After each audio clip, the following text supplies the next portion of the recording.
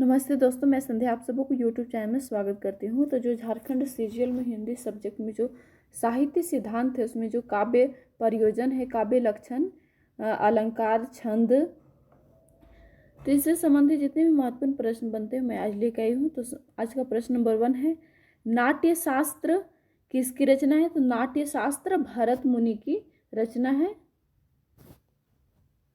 आपको अच्छे से ध्यान से देखना है क्योंकि यहीं से संबंधित आपको प्रश्न देखने को मिलेगी।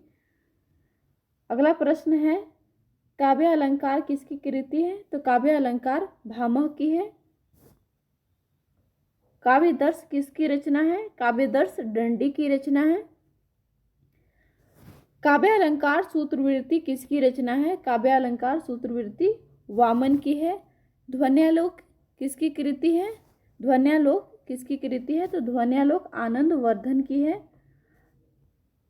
अग्नि पुराण किसकी कृति है? तो अग्नि पुराण व्यास की है। काव्य मीमांसा किसकी रचना है? तो राजशेखर का काव्य मीमांसा है। अगला प्रश्न है, व्यक्ति विवेक किस आचार्य की है? तो व्यक्ति विवेक महिम भट्ट की है। और इसका पीडीएफ आप चाहते हैं तो टेलीग्राम ग्रुप ज्वाइन कर लीजिएगा, उसमें मैं इसका पीडीएफ सेंड कर दूंगी, आप अच्छे से देख लीजिएगा। काव्य प्रकाश के रचयिता हैं तो काव्य प्रकाश के रचयिता मम्मट है। चंद्रालोक के रचनाकार कौन है? तो चंद्रालोक के रचनाकार जयदेव हैं। साहित्य दर्पण के रचयिता कौन है? तो साहित्य दर्पण विश्वनाथ की रचना है। रस गंगाधर किसकी कृति है? तो जगन्नाथ की रस गंगाधर कृति है। 10 रूपक के रचयिता हैं तो 10 रूपक के रचयिता धनंजय हैं। काव्यानुशासन किसकी कृति है? तो हेमचंद की है। रस मीमांसा किसकी कृति है? तो रस मीमांसा रामचंद्र शुक्ल की है। काव्यालोक एवं काव्य दर्पण के रचयिता कौन है? राम दहीन मिश्र हैं। अलंकार सर्वस्व के रचयिता कौन है? तो रूपय्यक। रस सिद्धांत के रचनाकार डॉक्टर नगेंद्र। कुवलयानंद किसकी कृति है? अफक दीक्षक की है। रस संप्रदाय के प्रवर्तक हैं, रस संप्रदाय के प्रवर्तक भरत मुनि। अलंकार संप्रदाय या अलंकार सिद्धांत के प्रवर्तक कौन है? भामह। रीति संप्रदाय के प्रवर्तक कौन है? वामन। ध्वनि संप्रदाय या ध्वनि सिद्धांत के प्रवर्तक कौन है? तो आनंद वर्धन। वक्रोक्ति संप्रदाय के आचार्य कौन है? तो वक्रोक्ति संप्रदाय के आचार्य कुंतक हैं। औचित्य संप्रदाय के प्रवर्तक हैं क्षेमेंद्र। अनुमिति सिद्धांत के प्रवर्तक कौन है? महिम भट्ट। साधारणीकरण के प्रवर्तक कौन है? भट्टनायक। श्रृंगार रस का स्थायी भाव क्या है? तो श्रृंगार रस का स्थायी भाव रति है। वीर रस का अस्थायी भाव उत्साह। तो जो रस जो सिलेबस में लगा हुआ है रस, तो इसी रस से संबंधित अस्थायी भाव ही प्रश्न बनने की संभावना है। हास्य रस का स्थायी भाव किसे माना जाता है? तो हास्य को। रोध रस का स्थायी भाव क्रोध होगा। रस कितने हैं? रस के अस्थायी भाव इस तरह से आपको अच्छे से याद कर लेना है। भयानक रस का अस्थायी भाव भय होगा। विभत्स रस का अस्थायी भाव जुगुस्सा। करुण रस का अस्थायी भाव क्या है? शोक। अद्भुत रस का अस्थायी भाव विस्मय। शांत रस का अस्थायी भाव निर्वेद। वात्सल रस का अस्थायी भाव क्या है? वात्सल्य भाव। वाक्य रसात्मक काव्य किस आचार्य का कथन है? विश्वनाथ का कथन है। रस युक्त वाक्य को काव्य किस आचार्य ने कहा है? विश्वनाथ ने कहा है। रमण्यार्थ प्रतिपादम शब्द काव्यम किसका कथा है? तो जगन्नाथ का कथन है। प्रज्ञा नो उन्मुशालिनी प्रतिभा मत उक्ति किसकी है? भट्ट की है। काव्य शास्त्र में सर्वप्रथम ग्रंथ कौन सा मान्य है? नाट्य शास्त्र मान्य है। काव्य लक्षण के कितने प्रकार हैं? तो काव्य लक्षण के 2 प्रकार हैं। काव्य लक्षण के संबंध में शब्दार्थों सहितो काव्यम किसकी परिभाषा है? भामह की।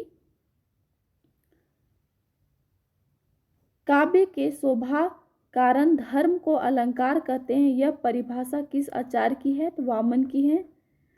भरत मुनि के नाट्य शास्त्र में किस सिद्धांत का विस्तृत व्याख्या है? तो रस का।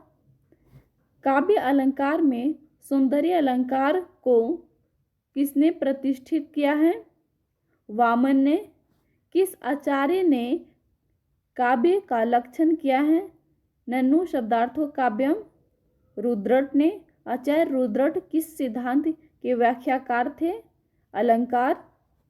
वक्रोक्ति जीवितम की रचना किनके द्वारा हुई है? तो कुंतक के द्वारा। आचार्य मम्मट द्वारा परिभाषित काव्य लक्षण क्या है? तदोषो शब्दार्थो सगुणन लिंग पुनः क्वापी। सही आंसर होगा ग। अधिकांश काव्य शास्त्रियों की दृष्टि में काव्य हेतु कितनी है? तो काव्य हेतु 3 है। प्रतिभा क्या है? काव्य हेतु। प्रतिभा से क्या तात्पर्य है? काव्य सृजन की शक्ति। राजशेखर ने प्रतिभा के भेद किए हैं। तो राजशेखर ने प्रतिभा के 2 भेद किए हैं। प्रतिभा के 2 भेद सहजा और उत्पत्ति किस आचार्य ने स्वीकार किया है? रुद्रट ने। किस आचार्य ने उत्पत्ति को प्रतिभा में से श्रेष्ठ माना है? आचार्य मंगल ने। व्युत्पत्ति का अर्थ बहुज्ञता किस आचार्य ने स्वीकार किया है? राजशेखर। 59 नंबर प्रश्न है, साहित्य का प्रयोजन लोक चिंता को घोषित किसने किया है? हजारी प्रसाद द्विवेदी। शब्द शक्ति को वृत्ति की संज्ञा किस आचार्य ने दी है? मम्मट ने। शब्द शक्ति की कितनी संख्या है? तो 3। अविधा शक्ति द्वारा ज्ञात अर्थ क्या कहलाता है? वाच्यार्थ। अविधा शक्ति द्वारा कितने प्रकार के शब्दों का बोध होता है? तो 3 प्रकार के शब्दों का बोध होता है। लक्षणा शब्द शक्ति के कितने भेद हैं? तो लक्षणा शब्द शक्ति के 2 भेद हैं। आचार्य सरोपा और साधि वसाना किस शब्द शक्ति के उपभेद हैं? तो लक्षण। व्यंजना शब्द शक्ति द्वारा प्राप्त अर्थ क्या कहलाता है? व्यंग्यार्थ। व्यंजना शब्द शक्ति के कितने भेद हैं? तो व्यंजना शब्द शक्ति के 2 भेद हैं। करुण रस की प्रतिष्ठा किसने की है? भवभूति ने। शाब्दिक व्यंजना के कितने भेद हैं? तो 2 भेद हैं। आचार्य मम्मट का समय क्या है? तो 11वीं शती। किस सिद्धांत को भारतीय काव्य शास्त्र में प्रथम सिद्धांत माना गया है? रस सिद्धांत। अस्थिर मनोविकार अथवा चित्तवृत्तियाँ क्या कहलाती हैं? उद्दीपन भाव कहलाती हैं। ध्वनि काव्य के कितने भेद हैं? तो 5 भेद हैं। 75 नंबर प्रश्न है, जहाँ व्यंग्यार्थ विभाव अनुभाव और संचारी भाव के संयोग पर आधारित ध्वनि काव्य का भेद कहलाता है। तो ध्वनि काव्य का भेद क्या कहलाता है? रस ध्वनि। अगला प्रश्न है, वक्रोक्ति सिद्धांत की तुलना कुरोचे ने किस सिद्धांत से की गई है? तो अभिव्यंजनावाद से। औचित्य विचार चर्चा किस आचार्य की रचना है? क्षेमेंद्र की है। औचित्य शब्द का प्रयोग सर्वप्रथम किसने किया है? रुद्रट ने। उत्पत्तिवाद या आरोपवाद की स्थापना किस आचार्य ने की है? भट्ट लोलट ने। रस निष्पत्ति के संबंध में अनुमतिवाद की स्थापना किस आचार्य ने की है? शंकुक ने। अगला प्रश्न है, रस निष्पत्ति के संबंध में भोगवाद की स्थापना किस आचार्य ने की है? भट्ट नायक ने। रस निष्पत्ति के संबंध में अभिव्यक्तिवाद की स्थापना किस आचार्य ने की है? अभिनवगुप्त। साधारणीकरण तथा व्यक्ति वैचित्यवाद किनका प्रसिद्ध निबंध है? आचार्य रामचंद्र शुक्ल का। कनक किकनी निपुर ध्वनि सुनी, कहत लखन सन राम हृदय मुनि किस अलंकार का उदाहरण है? अनुप्रास अलंकार का। इसमें क की पुनरावृत्ति होने के कारण यह अनुप्रास अलंकार है। अगला प्रश्न है, सुधा सुरा सम साधु असाधु में कौन सा अलंकार है? ये भी अनुप्रास अलंकार है। तंत्री नाद कवित रति राग रस रग अन बूढ़े बूढ़े तिरे जे बूढ़े सब अंग किस अलंकार का प्रयोग किया गया है? विरोधाभास अलंकार का प्रयोग किया गया है। भर ताव सिपी में सागर प्रिय मेरी अबहार विजय क्या किस अलंकार का प्रयोग किया गया है? विरोधाभास अलंकार का प्रयोग किया गया है। कुंद इंदु समदेह उमा रमन अयन जो ही दिन पर ने करहु कृपा मर्दन नयन किस अलंकार का प्रयोग किया गया? अनुप्रास अलंकार का। श्लेष शब्द का अर्थ क्या होता है? तो चिपका हुआ। एक कबूतर देख हाथ में पूछा कहाँ अपर है? उसने कहा अपर कैसा उड़ है गया सपर किस अलंकार का प्रयोग हुआ है? तो वक्रोक्ति अलंकार का प्रयोग किया गया है। अगला प्रश्न है, मैं सुकुमारी नाथ बन जो हूँ तुम्हें पूजित तब को कह भोगो किस अलंकार का प्रयोग किया गया है? इसमें वक्रोक्ति अलंकार का प्रयोग किया गया है। उपमा अलंकार के कितने अंग बतलाए गए हैं? तो उपमा अलंकार के 4 अंग बतलाए गए हैं। नवल सुंदर श्याम शरीर की सजल निरद सी कल कांति थी किस अलंकार का है? तो उपमा अलंकार। चौपाई किस प्रकार का छंद है?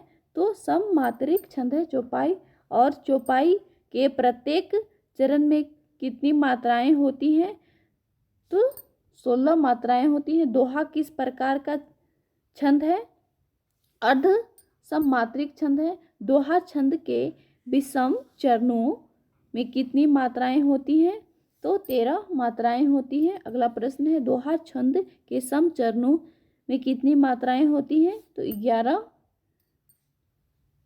किस छंद को दोहा का उल्टा कहा जाता है? किस छंद को? तो सोरठा को। सोरठा किस प्रकार का छंद है? तो अर्ध सममात्रिक छंद है सोरठा। हरि गीतिका किस प्रकार का छंद है? मात्रिक सम।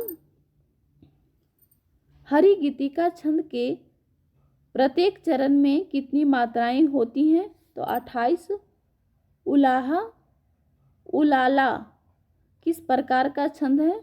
मात्रिक अर्ध सम है। उलाला के सम चरणों में कितनी मात्राएं होती हैं? तो 13। उलाला के विषम चरणों में कितनी मात्राएं होती हैं? तो 15। छपन छपय किस प्रकार का छंद है? तो जो छपय है वे मात्रिक विषम छंद है। छपय में कितने चरण होते हैं? तो 6 चरण होते हैं। छपय के प्रथम चरण किस छंद के होते हैं? तो रोला। छपय के अंतिम 2 चरण किस छंद के होते हैं? उलाला छंद के होते हैं। कुंडलियां किस प्रकार का छंद है? तो मात्रिक विषम छंद है। और कुंडलियां छंद के कितने चरण होती हैं? तो 6 चरण होती हैं। सेवैया किस प्रकार का छंद है? तो वार्णिक संवृत छंद है। और सेवैया के प्रथम चरण में कितने अक्षर होते हैं? 22 से 26 अक्षर होते हैं। मालिनी किस प्रकार का छंद है? तो वार्णिक संवृत छंद है। मंद्रकांता छंद किस प्रकार का छंद है? वार्णिक संवृत छंद है। मालिनी छंद के प्रथम चरण में कितने वर्ण होते हैं?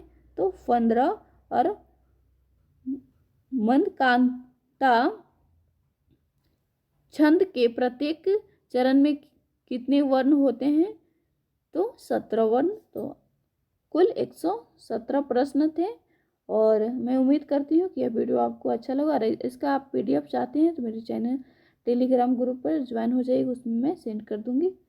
वीडियो देखने के लिए बहुत बहुत धन्यवाद।